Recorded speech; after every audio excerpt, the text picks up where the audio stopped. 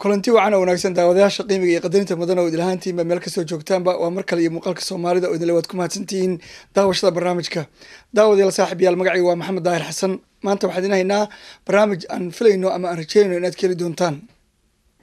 sidaan la soconno qurba joogta Soomaalida ayaa wax weyn ka qabata had iyo jeer ama dib ugu laabata dalkii hooyo si ay ugu biiriyaan waxyaabo badan waxaa la oran karaa dadkaasi waxay u noqdaan in ay ka qayb qaataan dhinaca ganacsiga horumarinta qaraabadooda iyo familkooda iyo sidoo kale inay dalkii booqdaan oo soo arkaan daltabyo badan oo ku dhacday awgeed waxaan oran karnaa dadkaasi waa dad naga mudan hambalyo iyo bogaadin maxaa yeelay geesinimo iyo dhabar adeeg badan ayay u qabteen waana muhiim wadanka meel kastoo kamid ah qofku inuu mar un tago wax ku biiriyo wax ka qabto waxna ku zaa'idiyo waxaan la soconaa bisha August oo soo socota in uu yahay dowladda cusub ee Soomaaliya markii loogu talagalay in la soo doorto dowladda hadda jirtana ay ka dhamaan doonto waqtiga haddaba murashaxiin badan ayaa waxay doonaysaa inay holiyaan xilka madaxweynenimada dalka Soomaaliya si ay u noqdaan hogaamiyaha dambe ee Soomaaliya dadka qurba joogtuna aad bay uga qayb qaateen arrimahaas iyaga ah wayna ka dhex muuqdaan dowladaha jira ee Soomaalida meel walba ay joogaan haddii ahaan lay dowladda hadda jirta ee federaalka ah dowlad goboleedyada iyo kuwa kale maamulada kale iyo sidoo kale kuwii hore oo inaga tagay haddaba dhawaan ayaa booqasho waxaa ku yimid magaalada Toronto nin kamid ah murashaxiinta Soomaalida ee doonaysa inay holiso sanadka 2012 madaxweynenimada Soomaaliya waa mudane Xuseen Khaliif Xaji Jaamac oo nin si weyn reer Canada u ah muddo dheerna ku sugnaa wadanka Canada gaar ahaan magaalooyinka Toronto iyo Ottawa waxbarashadiisana ku sameeyay Xuseen Khaliif waxa uu ka shaqeeyaa bangiga Islaamka ee caalamiga ah waxaana uu yahay nin la oran karo waxa uu kamid yahay dadka dhinaca aqoonta iyo garashada iyo waxyaabo badan ku caan baxay mar aan waraysi kula yeelanay idaacadda codka beesha Soomaalida mudanuhu wuxuu noo sheegay in uu doonayo inuu la dagaalamo qabyaaladda musuqmaasuqa iyo qodobo kale oo dhowr ah haddaba xaflad aad u weyn kadib markii kasoo degay dhabaha diyaaraduhu ka hadaan ee magaalada Toronto ayaa waxaa loogu dhigay fagaaro ku yaala ama hotel ku yaala magaalada Toronto xaflad aad u weyn xafladaas waxaa kasoo qayb galay dhammaan bulshada Soomaalida qaybaheeda kala duwan rag iyo dumar iyo duqow iyo intaba aqoon-yahano ganacsato dhammaan waa lagu dhamaa goobtaas isaga ah waxaad arkaysaa jawi qurux badan fanaaniinta ayaa ka muuqatay oo heeso wadani ah iyo isla markaas kuwa gubaaba ah kasoo qaaday halka isla docda kale waxaa halka iyaguna ku sugnaa dad si weyn loogu yaqaano beesha Soomaalida si kastaba arrintu haatee xafladda ayaa bilaabatay haddaba xafladdu waxay ahayd mid qurux badan dad badan baa kasoo qayb qaatay waxaa kamid ah hadaladii kuwan iyaga ah ee dadka ee daawasho wacan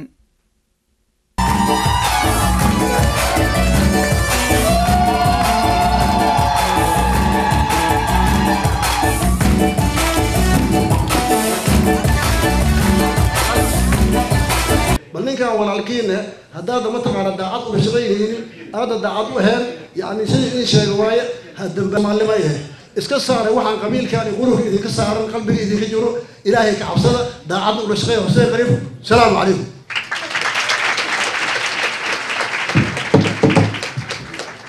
waxaa lagu sheegay inaad tahay reer Canada inaad madaxweyne ka noqotana sharaf bay noo tahay haddaan reer Canada nahay marka waxaan kaloo mahadnaqayaa xafladan quruxda badan wixii loo soo abaabulay أنا عاوز أروح عن ستاجي إيران ريتشو أفكار إنجليش حلو وحركة يا ريتشو because ده كلي معناها كفردي ما أنت صومالي يرجعك قبالنا أهران حوجه ده حوله ده جي مسكح ده بقى أنا هدان هيرير تورنتو أنا قبيل كانوا كنديان سب كلام كانوا تورنتونيان iyo khaasatan aniga meesha taagan iyo rag kale oo aan u jeedo Saciid Fuuje iyo halkaas sharaf iyo ammaan bay noo tahay xibnihii SSDF ka mid ahay inay caaway musharax madaxweyne tahay aad iyo aad bay ugu ka ahaayeen Xuseen soo dhawow dhayal maaha xaajadu dhamaanteen kulligeen dhinacyadii Toronto ayagoo aan kala dhicin isoo ku leeyihiin bal iminkana daawadayaal aan qaadano qadar ii dhaha anagoo dib isku soo noqon doona halkani waa muuqaalka soomaalida oo idinka imaanaya bartamaha magaalada Toronto.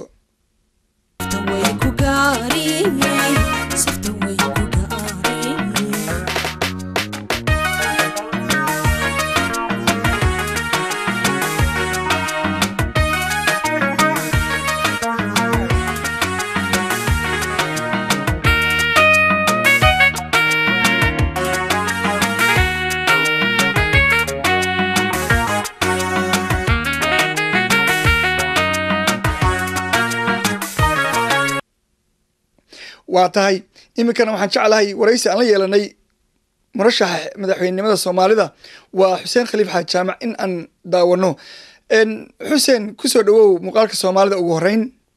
marka xiga dhawaan markaad timid magaalada Toronto waxaad la kulantay dad aad u badan xaflad weyn baa lagu sameeyay dad bulshada noocyada kala duwan waad aragtay kali iyo koox makhaayadaha iyo meelaha kala duwan ee ganacsatada Soomaalidana waad soo booqatay bal guud ahaan arinta maxaad nooga warrami kartaa mudane maxamed daahir aad baad u mahadsan tahay sidoo kale waxaan mahad ballaaran u celinayaa dadweynaha iga daawanaya shaashada telefishinka Canada oo dhan waxaan socdaalkayga la xiriiray safarro dhowr meelood aan ku soo maray oo Soomaalidu ay ku nooshahay dibadda Soomaaliya iyo Soomaaliya gudaheedaba dhawaan waa tagay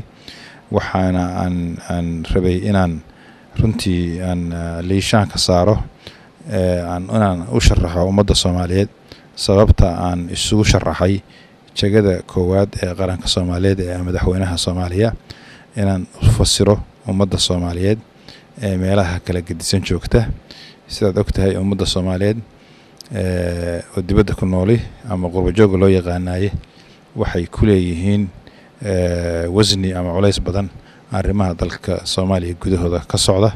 gaar ahaan dhanka siyaasadda iyo dhaqaalaha sidaas awgeed baan rabay ama aan jeclaa inaan ka dhaadhiciyo aniga sababta aan isu sharaxay sababta keentay inaan sharaxo programka siyaasadeed ee aan doonayo dalka inaan ku hago haddii talada rabbi ii suurtageliyo marka safarkaygu wuxuu la xiriiray safar aan ku marayo waqooyiga America waxaan maalin mise 2 maalmood ka hor tagay gobolka Minnesota magaalada Minneapolis aan kula kulmay jaaliyadda Soomaaliyeed ee ku nool gobolkaas ama areadaas haddana waxay noqotay inaan dib ugu soo noqdo Canada magaalada Toronto anigu saad la socotid waxaan ahay nin Canadian ah oo baasaboorka Canada haysta wax ku bartay ku noolaa waqti dheer Canada isla docda kala hamiinkideed markaad hadlaysay markaad idaacada ka hadlaysay markii aad dadka la hadlaysay 5 qodob ayaad ka dhigatay asaas ama platformkaaga waxa loo yaqaano haddaba 5 qodob oo runtii dadku ay aad ula dhaceen qaabkaad u gudbisay bal waxay dadweynaha u faahfaahay maxamed mahadsanid sidaad la socotid dhowr meelood baan ka hadlay oo habeenkii xalay ahaa aan ka hadlay magaalada Toronto oo dadweyne badan isugu soo baxeen horta fursadan qaaliga aan ka faa'iideysto waxaan mahad ballaaran u celinayaa dadkii xalay aan kula kulmay meeshaan ka hadlayay xafladan ka hadlayay guud ahaan kulligood iyo dadkii soo qaban qaabiyay iyo runtii dadkii sida gaarka ka bacdi aan ku kulanay ugu siyaadiyay fikradaha quruxda badan iyo maxaa la yiraahdaa talooyinka badan siiyay dhiirigeliyay maxaa la yiraahdaa runtii aad baan ula dhacsanahay ilaa hadeer sida arintu ay ku socoto haddaan dib ugu noqdo waxa dadku aad u daneeyeen oo aad waxa la iga weydiiyay qorshaha 5 qodob ama waxa Ingiriisiga lagu yiraahdo 5-point plan anu waan isleeyahay Soomaaliya dib baa loogu soo celinayaa qaabkii dawliga ahaa ee burburay dadka siyaasadda ku jira markay hadlayaan mowduuc kasta oo la weydiiyo wax uun bay ka ballan qaadaan haddii laga weydiiyo xanaanada xoolaha haddii laga weydiiyo maxaa la yiraahdaa wax dhoofinta haddii wax laga weydiiyo sinaanshaha maxaan ku rahdaa iyo shaqooyinka iyo genderka ama ragga iyo dumarka ama beeraha ama maxaa la yiraahdaa mowduuc kasta dadka siyaasiyiinta waxun bay ka yiraahdaan anigu qaabka ka gedisan baan damcay inaan u dhigo arrinta oo qaabkaas oo ah in horta waxyaalaha muhiimka ah oo dalku u baahan yahay maadaama dalba bursan aynu nahay aan ku mashquulno ayaan ku mashquulin waxyaalaha detailska ah ee ka unkamaya waxyaalaha muhiimka waxa weeye sida aan u arko 5 qodob oo muhiim ah ayaa Soomaaliya hor yaala qodobka koowaad waxa weeye in la helo hoggaan tayo leh oo tayo dhab ah aan afka ahayn tayo dhab ah in la helo oo dalka hogaamiye oo kala saara runta iyo beenta iyo maya kala oran kara waxyaalaha xaqaa'iq ah oo adag oo dalka soo wajaha hoggaankaas oo lagu xulaya dalka aqoon iyo karti iyo hufnaan iyo waxgaradnimo iyo alla ka cabsi iyo cadaaladnimo iyo daacadnimo hoggaankaas ka bacdi waxa uu hoggaankaas u gudbayaa inuu shaqo ka qabto arrimaha amniga oo amnigaas oo ay tahay dhanka ciidamada qalabka sida oo aad u kala daadsan in la dhiso oo sidii la arki jiray qaran ciidankiisa loo sameeyo iyadoo laga faa'iideysanayo aqoonta loo leeyahay ciidamada iyo saraakiishii tayada lahayd oo jiri jirtay dalku lahaan jiray inay shaqo fiican laga qabto in la habeeyo ciidamada oo ay bedelaan ku tiirsanaanta hadda lagu tiirsan yahay ciidamada shisheeye waxaa khasaba in qorshe loo sameeyo in ciidamadaas ay shaqeeyaan qodobka kale oo muhiimka ah oo saddexaad wuxuu noqonayaa la dagaalanka musuqmaasuqa baa halakeeyay qaranka Soomaaliyeed asagoo meelo badan ka gaaray oo xitaa taabanaya sababta ciidamada u dhismay waayeen in musuqmaasuqu uu yahay qayb muhiim ah oo maxaa yeelay wixii dalka soo galayay baa meel ka daadanaya intaysan gaarin meeshii loogu talagalay taas anigu qorshahayga adag qorshayaasha aan wado mid ugu adag bay ka mid tahay inaan joojiyo wixii musuqmaasuqa wixii lagu helana in talaabo cad laga qaado inaan ba marka horena fursad la siin qof ay dhici karto inuu arrimo musuqmaasuq uu ku dhaqaaqo aan laga gaban musuqmaasuqa dadna waa sameeyaan oo waxbay xadaan dadna waxay sameeyaan way u dulqaataan oo way ka gabadaan anigu labada midna ma sameynayo waxaan jecelahay inaan tusaale u noqdo qaranka aan badbaadiyo oo aan ammaan geliyo hantida dalku leedahay taasna ay keento inaan dalbo dadka iga hoos shaqeeya inay sidoo kale yeelaan marka ku dheeraan mayo qodobkaas waa qodob Soomaalidu ka wada dharagsan tahay aadna loo wada og yahay waxyaalaha socda iyo sida wax u dhacdhaceen oo Soomaalidu ay maanta ay waxa ay indhaha ku hayso qodobka afraad waxa weeye in haddaan Soomaaliland dib isugu noqono aan ilaalino sharciga iyo maxaan ku leedahay kala dambeynta iyo cadaaladda in dalku noqdo dal sharci ku shaqeeya sharcigaas oo sharciga ugu horeeya uu yahay ugu muhiimsan dastuurka qaranka la ilaaliyo iyo shuruucda kale oo dalku leeyahay oo ka hooseysa dastuurka in madaxduna ilaaliso shacabkuna ilaaliyo oo aynu noqono ummad ku dhisan qaanuun iyo sharci maxaa la yiraahdaa halkaasna ay ka timaado cadaalad ninka hogaamiyaha waxa loo baahan yahay inuu cadaaladdu ay u noqoto tiirka dhaxaadka xukunkiisa xukun aan cadaalad ku dhisnayn ma noqon karo xukun qodobka afraad oo ugu dambeeya waxa weeye qabyaaladdu wax badan baa laga soo hadlay waxay dumisay mooye waxay dhisto qabyaalada ma leh qaran iyo qabyaalada meel ma wada geli karaan waxa weeye waa jiro inaan haysto jiradana inaad qaratid mooye dawadeeda ma heli kartid marka anigu waxaan qabaa in aan ku dhiirano inaan qaranno in problemka qabyaaladdu uu yahay jiro inaan haysta maamulkana laga fogeeyo qabyaaladda si ku meel gaara ha lagu bilaabo haddii la rabo laakiin ugu dambeynta in la helo goolal la gaaro oo sidii qabyaaladda maamulka looga saari lahaa ama looga suulin lahaa maamulka qabyaaladda ba anigu xoog saarayaa sidoo kale waxaa iyaduna ay ka dhigan tahay in shaqaalaha dowladda ay noqoto intii qabyaalad lagu qori lahaa level kasta ha gaartee in lagu qoro aqoon iyo xirfad iyo khibrad waxaan af Ingiriisi loo yaqaan merit in lagu sameeyo haddii ma garatay meritkaas lagu shaqeeyo wax badan ayaa xalismi lahaa meesha hadda wax walba la iska daba ka wareegayo wasaarad walba qabiil ay gaar ah admoodin ay ugu go'an tahay wafdiga baxaya dowladda qabiil lagu qaybsada la leeyahay waxaas anigu waa ka hor imanaya waxaan ku fikirayaa in lagu shaqeeyo xirfad iyo aqoon in wax lagu saleeyo dabcan bilowga hore taxaddi baa jira oo waa adkaanaysaa challenge baa imanaya laakiin ugu dambeynta dadku waxaan aaminsanahay Soomaaliyeed inay dhanka samaanta haddii loo dhaqaajiyo ay taageero laga helayo isku soo duuduub shanta qodob baan anigu ku beys gareynayaa sida maxaan ku raahdaa Soomaaliya looga saari lahaa mushkiladan cagrantay ee laga bixilayahay si lagu fulinayo saad ku fulinaysaa weeye su'aashu macquulka la isweydiin kara waxa weeye in aan kasbo ama maamulkaygu kasbo in la aamino waxaan leenahay haddii dadku la aamino quwadda iraadada dadka waxa ka xog badan ma jiraan ciidamo sheegay way ka xog badan tahay lacaga fara badan oo la isiyo waxa aan ku xalin in la ilaahdo la dadaadiyo waxa ka xog badan iraadada dadka marka sidan iraadada dadka ku heli lahayn weeye waxaanu sheegayno in la aamino inaan ka dhabaynayno inta haddaan helno waxaan qabaa inaan qodobadaas hirgelin karno aniga iyo dadka aan u doortay inay ila shaqeeyaan gabagabadii maxaad u soo jeedinaysaa dadka Soomaalida ee ku nool qurbaha dhibaatooyin badan baa soo food saara haddii aan lahayd halkan ubadka haddii aan lahayd dhalinyarada dad badan ayaa hadii jeer dhibaatooyin soo food saaraan guud ahaan beesha Soomaalida dalkeenina in dabcan wax lagu biiriyo waa muhiim maxaad u soo jeedinaysaa laba aan u kala qaado Maxamed waa mahadsantahay horta hore adiga naftirkaaga adiga teamkaagaba ama kooxdaadaba dadka soo dhaweeyay iyo ma xafladda ka qayb qaatay sidaan hore u sheegay mahad ballaaran baan u celinayaa aad baan ugu faraxsanahay aad baan u dareemayaa in aan ahay mid ayaga ka mid ah qaar badan oo ka mid ah waxay meesha xafladda ka sheegeen inay garanayaan muddo 20 iyo dhowr sano ah 30 sano ku dhow aan Canada ku wada noolayn mahaddaas celintaas kadib ummadda Soomaaliyeed iyo daawanaysa waxaan u sheegayaa oo qurbaha ku nool gaar ahaan dalkan Canada Soomaaliya way isku xiran tahay adduunku waa global village bal hadda isku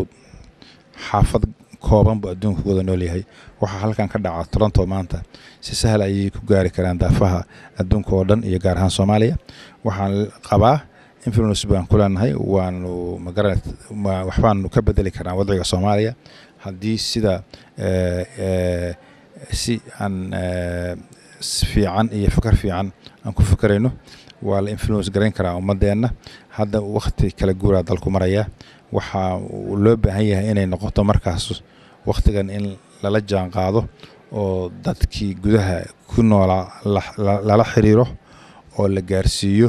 waxyaalo talooyin fiican talooyinkaas waxaa ka mid ah in Soomaaliya ay ka gudubto waqtigan hadda kala guurka ah ay u guurto ku meelgaarka ay ka guurtaan leeyahay ay u guurto in maamul rasmi oo dawladuhu ka dhasho in laga qayb qaato soo xulidda xubnaha baarlamaanka oo ah meesha Soomaaliya ay ruqado ay ka kici weyday waxa weeye waa baarlamaan aan shaqeynayn oo iska noqday maxaan ku raahdaa iska dhulyaal in maanta lagu yato oo lagu dirro in la helo xubno baarlamaan oo qaranka Soomaaliyeed matali kara anigu shakhsiyan waxaan qabaa haddii la helo in wax badan Soomaaliya ka hagaagayaan inagu halkan kama xulayno oo dibadda kama xuli karno baarlamaanka laakiin influence waxa la yiraahdo ama waxaan ku leenahay cod baan waxaan ku leenahay dadka gudaha dibadda dadka joogay dhaqaalaha dalka ay qayb weyn ka qaataan marka in la dhageysanayo ayaan rajeynayaa haddii ay la xiriiraan dadka gudaha ayagoo ku boorinaya in dadka la qorayo oo baarlamaanka loo qorayo dadkaas oo noqdaan dad istaahila inay Soomaaliya masiirkeeda masalan inta haddii la soxo 150 xitaa haddii la soxo waxaan qabaa isbedel weyn baa Soomaaliya ka imanaya dadkeena dibadda ku nool amba aan tagno amba aan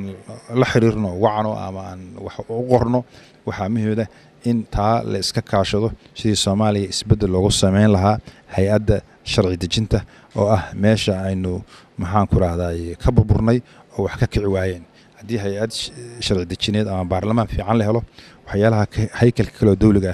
ayaga ayaa dhisaya ayaga ayaa ra'iisul baarlamaan fiican doonaraya ayaga ayaa madaxweyne lagu kalsoon yahay oo sharaftii dalka mathali kara adduunkuna aanu ku faani karno ayaga ayaa inoo dooran kara mudane Xuseen Khaliif Xaaji Jaamac murashaxa madaxweynenimada Soomaaliya aad iyo aad baad ugu mahadsantahay waqtiga qaaliga aad siisay waxaana ku leenahay adiga iyo kuwa kula midka ah oo dhamaantood doonaya inay xilkaas qabtaan howlka madaalooyinow cidii wali waa hayaan aad baad u mahadsantahay mudane aad baad u mahadsantahay Maxamed adiga iyo nafta iyo kooxdaadaba iyo dhammaan dadweynaha Soomaaliyeed oo maanta halkan iga dhageysanaya aad baan mahad idinkaga celinayaa fursadda aad siiseen inaad dhageysataan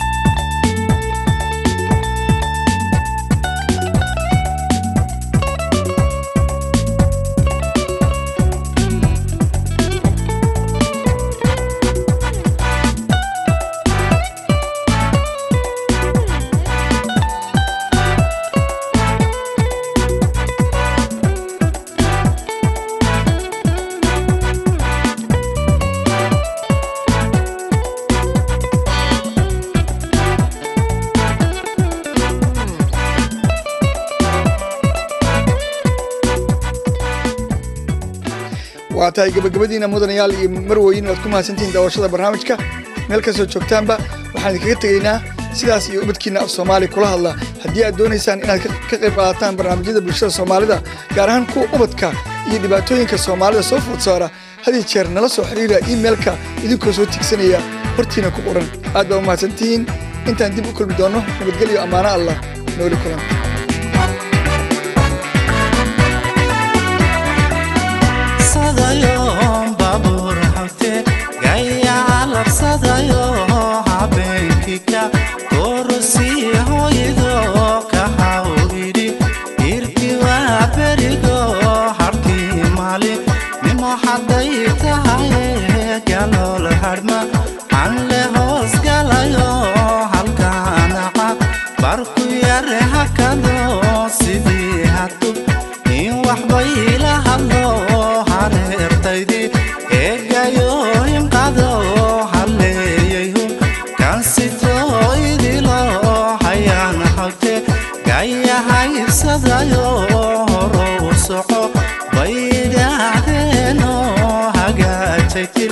Mama ilinkiyo